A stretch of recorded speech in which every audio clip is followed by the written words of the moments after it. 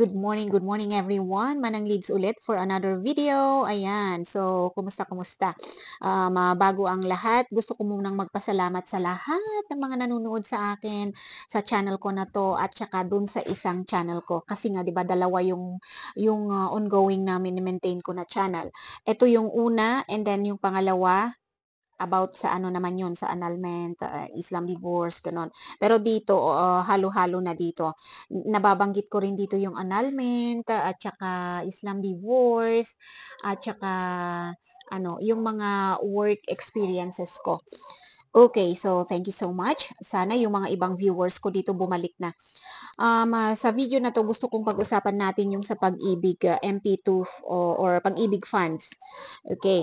So, may mga videos na ako, may mga previous videos ako about this, pero gusto kong gumawa ulit sa ngayon. Kasi the other day, galing ako sa pag-ibig. Verify ko yung mga binayaran ko online via GCash kung nandun nga ba.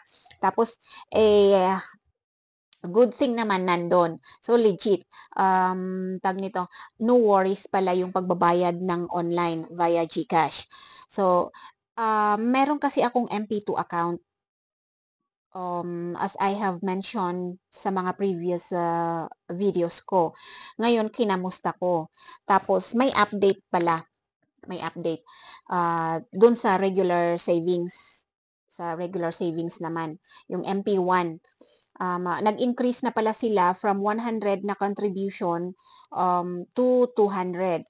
Kasi 'di ba kapag MP1 ka, employed ka, 200 yung minimum monthly. Tapos yung 100 sa employer, yung 100 sa employee.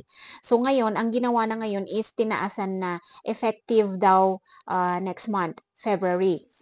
Magiging 200 na yung contribution ng employee and then another 200 sa employer. Oh, 'di ba? Last year kasi binayaran ko hanggang January this year. So, yung binayaran ko the other day is February hanggang June kasi 5 months. March, April, May, June.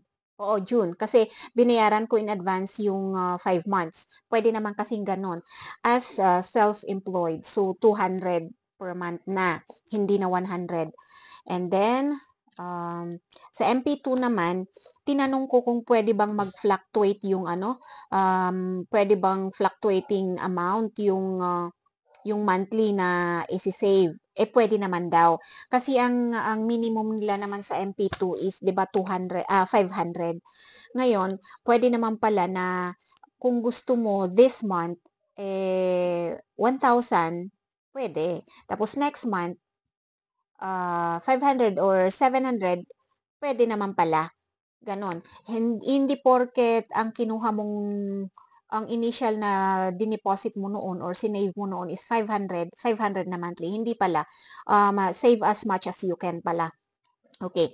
So, yung MP2 is ano, flexible pala yun or pwedeng fluctuating. Pwedeng 500. Basta minimum yung 500. Pwedeng 6, 7, 8, 1,000, 1,500, ganon. Kasi savings nga naman yun. And then, magmamature siya in 5 years. Yun. Um, ah, ang ginusto ko sa MP2 guys is ano yung interest nila. Mas mataas kaysa sa regular savings ng commercial banks. Sinabi ko rin yan sa previous video ko. Para silang co-op, parang co-op din lang. Kaya maganda talaga kung interest ng pera mo yung ina-afteran mo sa pagsisave. Huwag sa commercial bank. Kasi sa commercial bank, yung ma-earn ng pera mo doon, may tax pa yun. Tataksan pa yun. Sa co-op at saka sa dito sa Pag-ibig MP2, hindi na. So, dito na lang tayo. 'Di ba? Dito na lang tayo sa Pag-ibig funds or Pag-ibig MP2. Pero hindi ka makakakuha ng MP2 kung wala kang MP1. Yun lang. So, kailangan may MP1 ka muna bago ka makapag-avail ng MP2. Prerequisite yung dalawang yun, MP1 at MP2. So, kung gusto nyong mag-save, mag-start mag-savings dito sa MP2, mag-MP1 muna kayo. Yun yung sinasabi ko kanina na nag-increase na from 100 to 200 a month, yun. Pero mas maganda naman ito, mas gusto ko itong, mas gusto ko yung programs ng, Pag-ibig kaysa SSS. Ang SSS naman kasi, oo, pension naman yun, when you reach 60. Pero nakakadismaya lang yung pahirapan sa pag-process ng pension. Ang dami ko kasing ang dami kong kilala na na nahihirapan sa pagpo-process ng SSS pension kaya parang nadismaya na rin ako sa SSS. Imagine magbabayad ka monthly tapos ang dali-dali nilang kunin yung bayad mo monthly, yung contribution mo. Pero kapag kailangan mo na magpa-process ka, ang daming tsetche buretche. Parang unfair naman yata yun. So, yun guys, mas iniintindi ko na yung pag-ibig ko kaysa sa SSS, sa totoo lang.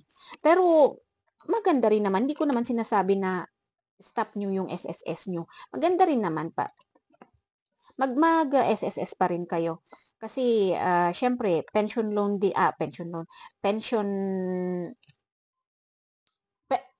din naman yung pupuntahan nun, monthly pension, pag nag-60 na kayo. Unlike ito, pag-ibig na may term siya eh. After 5 years, kung gusto mong i-withdraw, pwede mong i-withdraw with the dividends. Ganon. Ganon din doon savings. Kung gusto mong i-withdraw anytime, pwede. Pero sayang yung interest. Okay, so yan. Yan ang gusto kong sabihin sa video na to. Sana'y nakatulong. If yes, please give me a thumbs up.